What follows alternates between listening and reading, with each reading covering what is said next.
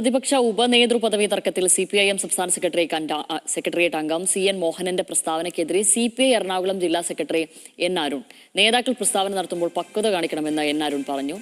5000 വോട്ടുകൾ പോലും കിട്ടില്ലെന്ന് പറയുന്നത് രാഷ്ട്രീയ സാഹചര്യം മനസ്സിലാക്കാതെ ഫേസ്ബുക്ക് കുറിപ്പുകൾ എഴുതും മുൻപ് ചരിത്രം പഠിക്കണമെന്നും N അരുണിന്റെ വിമർശനം. അബ്ദുൾ റഹീമാണ് വിവരങ്ങളുമായി ചേരുന്നത്.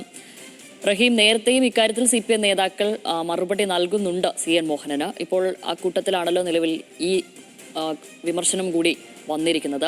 എന്താണ് നിലവിൽ ഇദ്ദേഹം പറഞ്ഞിരിക്കുന്ന കാര്യങ്ങൾ? ഷാമിലി, തീർച്ചയായും അതായത് ഈ പ്രതിപക്ഷ ഉപനേതൃ പദവിയുമായി ബന്ധപ്പെട്ട CPIക്കെതിരെ വലിയ രീതിയിൽ, അതായത് CPIക്കെതിരെ CPM നേതാക്കൾ വലിയ വിമർശനങ്ങൾ ഉന്നയിക്കുന്നുണ്ട്. അതിനെതിരെ ഇപ്പോൾ കഴിഞ്ഞ ദിവസമാണ് CN മോഹനന്റെ ഭാഗത്ത് നിന്ന് ഒരു ഫേസ്ബുക്ക് കുറിപ്പ് വന്നത്. അതിൽ CPIയെ നിശ്ചിതമായി തന്നെ വിമർശിക്കുന്നുണ്ട്. ആ വിമർശനത്തിലുള്ള മറുപടിയാണ് ഇപ്പോൾ എറണാകുളം ജില്ലാ സെക്രട്ടറി കൂടിയായ CPIയുടെ ജില്ലാ സെക്രട്ടറി കൂടിയായിട്ടുള്ള N അരുണിന്റെ ഭാഗത്ത് നിന്ന് ഉണ്ടായിട്ടുള്ളത്.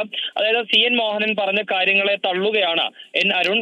നേതാക്കൾ പ്രസ്താവന നടത്തുമ്പോൾ പക്വത കാണിക്കണം എന്നുള്ളതായിരുന്നു CN മോഹനനെ വിമർശിച്ചുകൊണ്ട് N അരുൺ പറഞ്ഞത്. അതോടൊപ്പം തന്നെ ഫേസ്ബുക്ക് കുറിപ്പുകൾ എഴുതുന്നവർ ചരിത്രം പഠിക്കുന്നത് നന്നായിരിക്കുമെന്ന് കൂടി അദ്ദേഹം പറഞ്ഞു വെക്കുന്നുണ്ട്. അതായത് ചില വാക്കുകളിൽ, അതായത് CN മോഹനൻ ഫേസ്ബുക്കിൽ കുറിച്ച ചില വാക്കുകളിൽ CPIയെ കാര്യമായി തന്നെ വിമർശിക്കുന്നുണ്ട്. എന്തോ മഹാത്യാഗം ചെയ്താണ് കേരളത്തിൽ മുന്നണി ഉണ്ടാക്കാൻ കോൺഗ്രസ് ഭരണം ഉപേക്ഷിച്ചത് എന്നാണ് ഭാവം CPIക്കുള്ളത്. അതോടൊപ്പം തന്നെ 1979 നടന്ന തദ്ദേശ തെരഞ്ഞെടുപ്പിൽ CPI കോൺഗ്രസ് മുന്നണിയിലായിരുന്നു. അന്ന് ആന്റണി കോൺഗ്രസുമായി മുന്നണിയിലായിരുന്ന മത്സരിച്ചു LDF കേരളം തൂത്തുവാരുകയും ചെയ്തു എന്ന തരത്തിൽ CPIയെ കാര്യമായി തന്നെ വിമർശനം ഉന്നയിക്കുന്നുണ്ട്. കൂടാതെ മുൻ മുഖ്യമന്ത്രിയായിട്ടുള്ള പിണറായി വിജയനെ ഒറ്റതിരിഞ്ഞ് ആക്രമിക്കാനുള്ള നീക്കം CPI നടത്തുന്ന അടക്കമുള്ള വിമർശനങ്ങളാണ് CN മോഹനന്റെ ഭാഗത്തു നിന്നുണ്ടായത്. അതിനെതിരെയാണ് ഇപ്പോൾ N അരുണിന്റെ ഭാഗത്തു നിന്നൊരു വിമർശനം വന്നിട്ടുള്ളത്. ഷാമിലി, ശരി, അബ്ദുൾ റഹീമാണ് വിവരങ്ങൾ നൽകിയത്.